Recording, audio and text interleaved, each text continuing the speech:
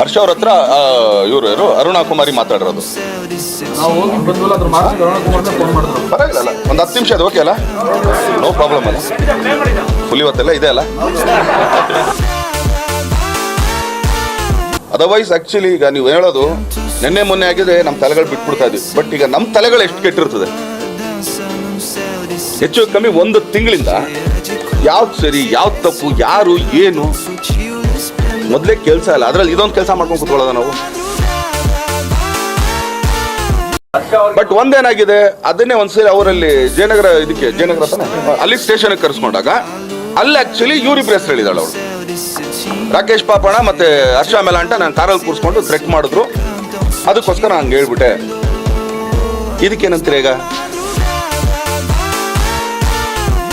ಉಮಾಪತಿ ಕೂಡ ಒಂದಷ್ಟು ಆಧಾರ್ ಕಾರ್ಡ್ ಒಂದಷ್ಟು ಅವ್ರ ಜೊತೆ ಚಾಟ್ ಮಾಡಿದ್ದಾರೆ.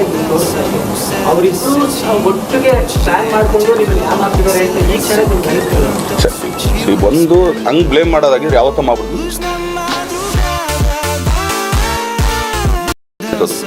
ನಾನು ಹಿಡ್ಕೊಂಡಿದ್ದೇನು, ಈ ಸಿನಿಮಾ ನಂದು ವ್ಯಾಪಾರ ಆಗಿಲ್ಲ, ಅದೇನು ವ್ಯಾಪಾರ ಮಾಡಿದ್ರಿ?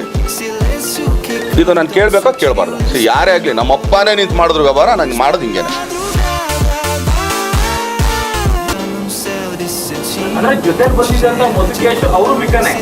ಅದು ಪಾಪ ಮಿಕಾನೆ ಸರ್, ಪಾಪ ಅವ್ರು ಇಬ್ರು ಹುಡುಗರಿಗೆ ಏನೂ ಗೊತ್ತಿಲ್ಲ. ಅದಕ್ಕೆ ಅವ್ರು ಎಲ್ಲೂ ನಿಮ್ಮ ಮುಖ ತೋರಿಸಿಲ್ಲ. ಏನಕ್ಕೆ ಅಂದ್ರೆ ಅವ್ರು ಮಿಕ ಆಗೋರು.